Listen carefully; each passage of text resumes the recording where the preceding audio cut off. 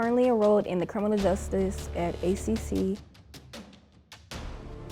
We're currently learning about the ethical and unethical processes throughout the criminal justice system. What I enjoy most about the program is we get to learn a lot of interesting things and acquire some hands-on experience.